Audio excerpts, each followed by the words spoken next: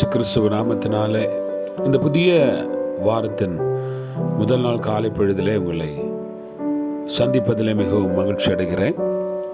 இந்த புதிய காலை பொழுதும் புதிய ஒரு வார்த்தையோடு நாம் ஆரம்பிப்போம். விசேஷமாக எஸ்ராவுடைய புத்தகம் 7வது அதிகாரம் 10வது வசனத்தில் இப்படி ஒரு வசனத்தை நான் வாசிக்க முடியும்.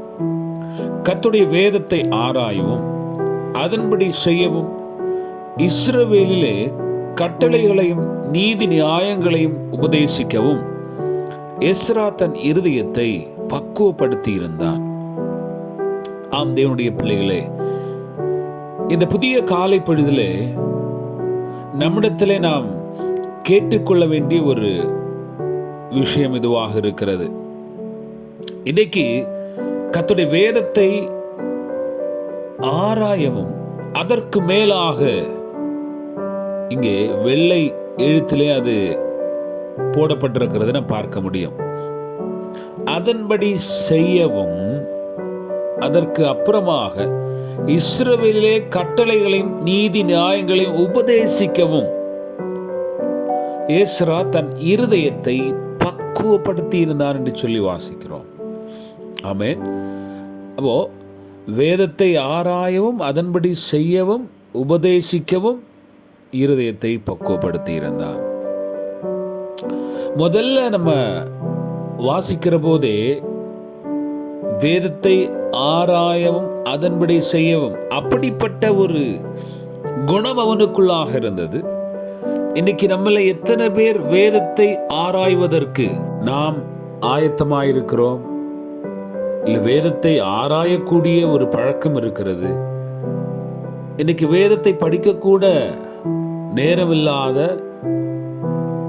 ஒரு உலகத்திலே நாம் வாழ்ந்து கொண்டிருக்கிறோம். இல்லை என்று சொன்னால் அப்படி ஒரு சூழ்நிலையை ஏற்படுத்தி வேதத்தை கற்றுக்கொள்ள மனமில்லாத இருக்கக்கூடிய நிலைமையில இன்னைக்கு மனுஷன் வாழ்ந்து கொண்டிருக்கிறார். ஆனால் முதல்ல வேதத்தை ஆராயக்கூடிய பழக்கம் ஒவ்வொரு கிறிஸ்தவனுக்கும் ஒவ்வொரு ஊழியக்காரருக்கும் இருக்க வேண்டும், ஒவ்வொரு விசுவாசிக்கும் இருக்க வேண்டும். அதற்கப்புறமாய் வேதத்தை ஆராய்கிறது மாத்திரமல்ல, அதன்படி செய்ய வேண்டும். இன்னைக்கு நிறைய பேர் வேதத்தை வாசிப்பாங்க, ஆராய்வாங்க, அதன்படி செய்கிறது இல்லை. ஆமீன். வீட்டில் வேதத்தினுடைய எந்த விஷயத்தையும் பார்க்க முடிகிறது இல்லை, வாழ்க்கையில பார்க்க முடிகிறது இல்லை. அதற்கு அப்புறமாய் உபதேசிக்க வேண்டும். முதல்ல வேதத்தை வாசித்து கற்று ஆராய்ந்து அதன்படி செய்ததுக்கு அப்புறம் அதன்படி அதை உபதேசிப்பதற்கு ஆமென் ஏற்றவர்களாக மாற்றப்படுகின்றார்கள். Praise the Lord. ஆமென். அப்படி என்று சொன்னால் இந்த காலை பொழுதுல நம்முடைய இருதயம் வேதத்தை ஆராயவும் அதன்படி செய்யவும் பக்குவப்படுத்தப்பட்டிருக்கிறதா? அப்ப ஒருவன் வேதத்தை ஆராய்ந்து அதன்படி செய்ய வேண்டும் என்று சொன்னால் இருதயம் பக்குவப்படுத்தப்பட்ட ஒரு மனுஷனாக அவன் இருக்க வேண்டும். ஏனென்று சொன்னால் இன்றைக்கு இருதயம்தான், இருதயத்தின் நினைவுகள் தான் மனுஷனை தேவனிடத்திலிருந்து பிரிக்கிறது. ஆதியாகமம் 3ஆம் அதிகாரத்திலே வாசிக்கிறோம், மனுஷனுடைய இருதயம் திருக்குள்ளது மகா கேடுள்ளதுமாக இருந்தது என்று சொல்லி. ஆமென். அதனால கர்த்தரை விட்டு தூரமாயிருந்த ஒரு சூழ்நிலையில மனுஷன் காணப்பட்டான். ஆகவே அருமையான தேவ பிள்ளைகளே, இந்த காலை பொழுதுல நம்முடைய இருதயம் வேதத்தை ஆராயும் அதன்படி செய்யவும் பக்குவப்படுத்தப்பட்டிருக்க வேண்டும். இந்த புதிய காலை பொழுதிலே அப்படிப்பட்ட ஒரு நல்ல தீர்மானத்தை நம்முடைய வாழ்க்கையில் எடுக்கலாம். வேதத்தை ஆராய்ந்து அதன்படி செய்கிறதுனால் மாத்திரமே ஆசீர்வாதத்தை நாம் பெற்றுக்கொள்ள முடியும். அதை செய்ததுக்கு அப்புறம் உபதேசிப்பதற்கு நாம் ஆரம்பிக்கலாம். Praise the Lord.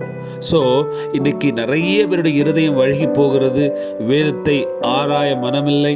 ஆராய்ந்தால் தானே அதன்படி செய்ய முடியும். ஆமென். இருதயம் இன்றைக்கு பல விதத்தினால் பல காரியங்கள்னால ஆமென் முழுவதுமாக அது